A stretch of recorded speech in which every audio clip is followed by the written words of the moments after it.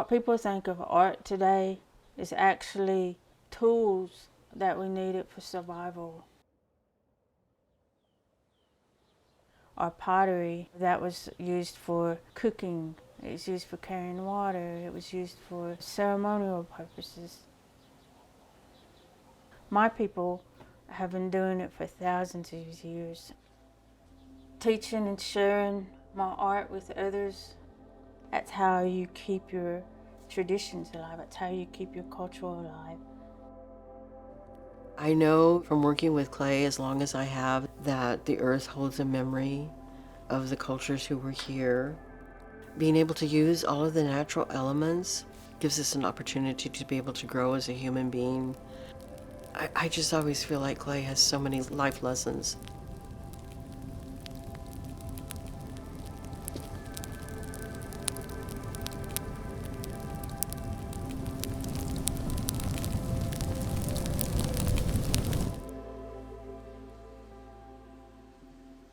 My name is Raven Halfmoon, and I am an enrolled citizen of the Caddo Nation, and I am a contemporary Indigenous artist.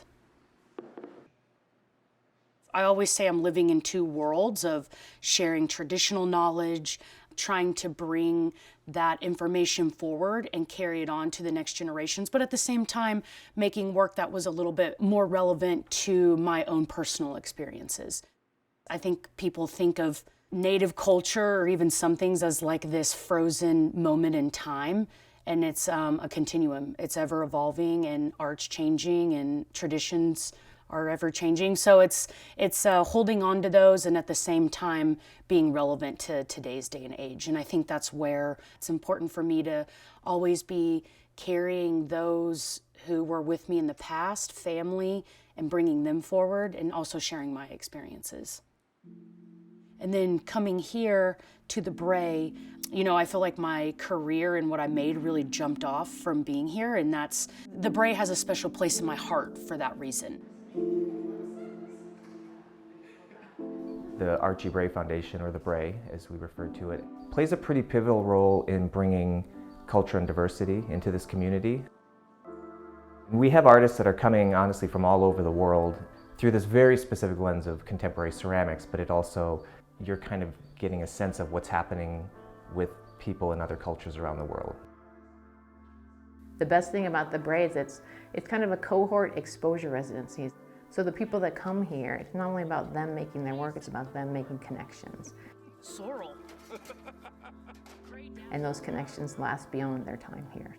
We are kind of a ceramic mecca, and my goal here is to make this like the place to come in the world if you want to know anything about ceramics. So we have kilns that'll fire to cone 10 with a computer. We have salt kilns, soda kilns, wood kilns. We don't have any indigenous techniques.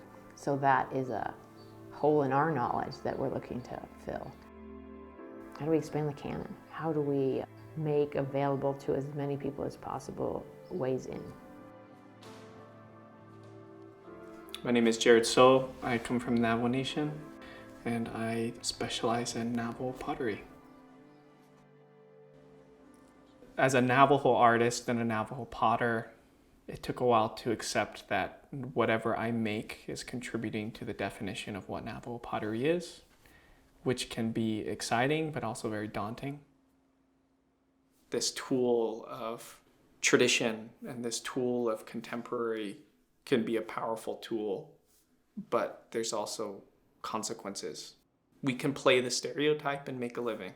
We can perform the stereotype and people will be happy, but it still contextualizes us in the past, which makes it really hard for people to accept our present. I think a lot of people have this romanticized idea of what being Native is. And I think right now there's a lot of artists, not only Indigenous, BIPOC artists as well, that are changing the trajectory on that. People are ready to hear a new narrative. People are ready to hear the truth and to hear kind of some of the things that we've been through. I think any little thing that's sharing that information is a spark and gets it going. It's like a fire. I had just been sort of monitoring artists working in the field, and I kept seeing this one name pop up, Chinupa Hanskeluger. So I just called him out of the blue and asked if he would want to come work out in Montana. My introduction to clay was kind of sideways. My access to clay has not been through institutions. So my point of access to the American craft movement of the 70s, where clay became a fine material to 7 white dudes, then it became very important all of a sudden, and the irony of it being an American craft canon and not having 20,000 years of indigenous people working in clay here. So Stephen and I were kind of talking about some of these things, and so we just started these kind of conversations around clay, and I was like, the vast majority of people working in clay on the planet Earth presently are pit firing. Out of necessity, and out of these customs that have been passed down forever. And he was wanting to broaden Archie Bray's scope to invite people outside of the same hat that all the names are dropped in, and invite people here who are expert at what they do. And so I was like, let's shift it. Let's call it First Fire. And let's build a facility that celebrates pit firing. The group that's here right now working with First Fire are all indigenous artists from different regions in North America. So we have Northeast, Southeast, Southwest, Midwest traditions. It's easy to build a roof, but how do you build a floor that is designed to adapt to the myriad of techniques that will potentially come there? I'm like, I don't want the artist to have to adapt to this space. How does the space adapt to their technique? I think anytime that you can join people together that have the same loves and same thoughts and, same feelings about a material that they're working with, a powerful experience is going to happen. It's really important to have an indigenous voice. Our voice has not always been there in institutions. And so I think this is another example where a voice that is different than mainstream, has an opportunity to be able to talk about who they are and where they come from. I mean, especially if we're talking about clay. I want to find similarities with each other and with our art, but I also like to learn the differences, tricks of the trade. I would like that. And just establishing a relationship out here in the ceramic world. I think our expectation, or mine, is to really be here and be in this incubator of sharing and figuring out what's the best way that we're gonna build this facility, literally. What's the best way that involves a bunch of different processes so it's open to everyone? I think that's what we're trying to figure out now, is to get some of that information. I'm just here to boss. I want to liberate these definitions that unintentionally limit Native artists into a very specific category. And I think the Bray has put themselves in a strong position to do that, letting us be who we are in our present selves.